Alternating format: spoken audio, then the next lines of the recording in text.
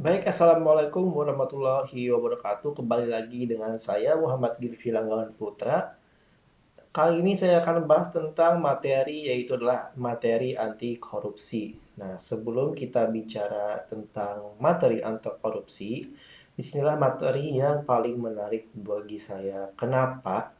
Seperti yang kita ketahui, korupsi Indonesia itu telah mewabah atau marak di mana-mana, baik itu di instansi pemerintahan, kemudian di instansi swasta. Nah, kemudian yang ingin saya bahas terlebih dahulu yaitu adalah tingkat korupsi indeks atau Corruption Perception Index di Indonesia itu sudah merupakan tingkat merah atau dikatakan bisa 40 untuk prestasi indeksnya. Nah, maka dari itu, korupsi, apa sih korupsi itu? Nah, kalau menurut saya, pengertian korupsi yaitu adalah tindakan dari seseorang maupun anggota kelompok yang menyalahgunakan dalam suatu masalah atau organisasi untuk mendapatkan keuntungan. Tindakan korupsi ini terjadi karena beberapa faktor. Salah satunya tidak ada keterbukaan informasi di ranah publik. Nah, kemudian setelah itu akan kita bahas tentang apa sih korupsi. Nah, kalau kita ketahui korupsi merupakan yaitu adalah adanya monopoli, kemudian tidak adanya akuntabilitas, terus ada juga discretionary, kemudian adanya maka menyebabkan itu adalah korupsi. Sifat korupsi ada dua yang menurut saya. Pertama itulah motif ganda, yang mana baik itu motif uang dan juga motif kepentingan politik. Kemudian juga ada bermotif terselubung, yaitu tersembunyi ya sesungguh bermotif mendapatkan uang semata-mata.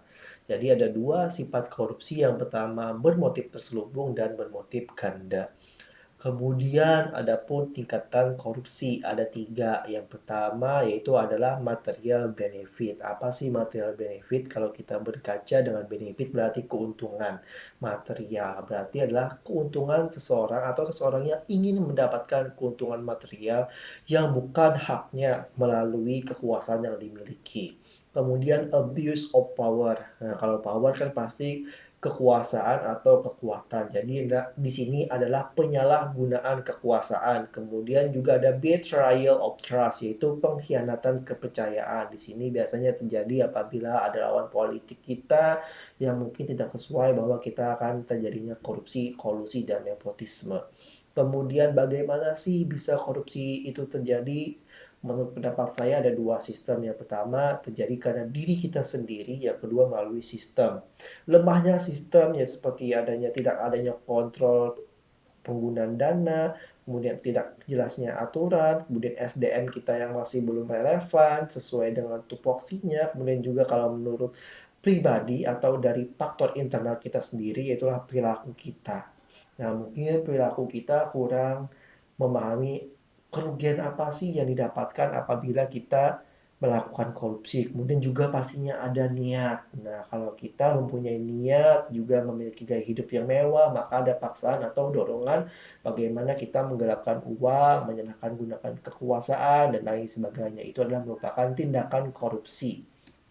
Nah, kemudian juga apabila kita melakukan tindakan korupsi, pastinya ada hal-hal yang kita terima atau istilahnya punishment atau hukuman. Nah, maka itu tindak pidana korupsi sudah diatur di Undang-Undang Nomor 31 Tahun 1999 dan juga di Undang-Undang Nomor 20 Tahun 2001, yang mana pengertian korupsi adalah setiap orang yang secara melawan hukum melakukan perbuatan memperkaya diri sendiri dan orang lain atau suatu korporasi yang dapat merugikan keuangan negara maupun perekonomian negara.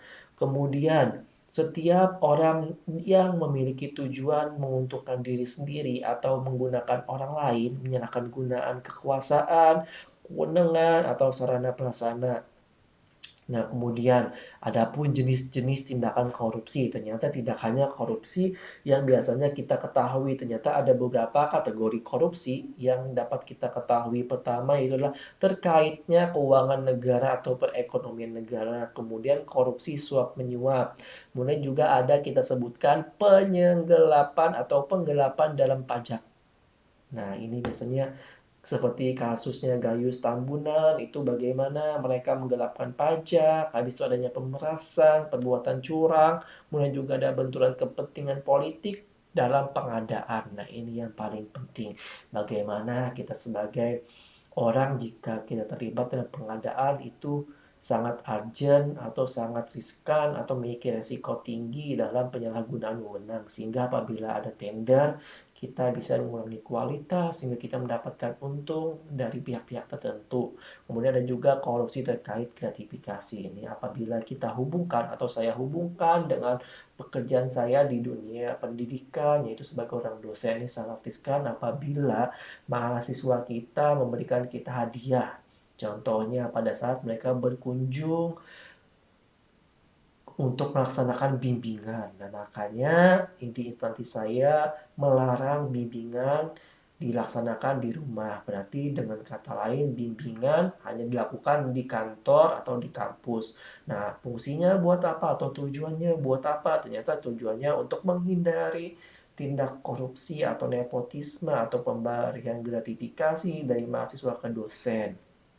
Nah, kemudian juga gratifikasi. Apa sih gratifikasi itu? Kalau berdasarkan penjelasan Undang-Undang Nomor 31 Tahun 1999 atau JANTO Undang-Undang Nomor 20 Tahun 2001 Pasal 12B ayat 1 itu yaitu adalah pemberian dalam arti luas. Contohnya pemberian diskon, voucher, kemudian pelayanan perjalanan wisata dan lain sebagainya. Itu merupakan salah satu tindakan gratifikasi. Nah, kemudian juga bagaimana sih kita caranya mencegah kita berlaku atau melakukan perbuatan korupsi? Yaitu tentunya kita harus meyakini dalam hati kita bahwa perilaku korupsi ini merupakan perbuatan yang berdosa atau perbuatan yang bersifat tercela. Kemudian juga diucapkan dan dalam lisan. Nah, selain kita menindak atau melakukan tindak anti korupsi, ini juga penting adalah ucapan bahwa kita merupakan anti korupsi. Kemudian juga dilakukan dengan amal perbuatan, misalnya kita melakukan sesuatu dengan ikhlas, kemudian juga tidak mengharapkan imbalan dan lain sebagainya. Kemudian niat kita bekerja apa sih untuk mencari dunia ini ya. Nah, niat dengan baik maka bisa menekankan korupsi kita sehingga kita tidak melaksanakan atau melakukan tindakan korupsi. Kemudian juga semangat, nah semangat yang paling penting. Ini bagaimana kita memberikan komitmen mutu dan lain sebagainya. Nah, itu menurut pendapat saya tentang materi anti korupsi. Salah hilap, mohon maaf. Wabillahi taufiq wa hidayah. Wassalamualaikum warahmatullahi wabarakatuh.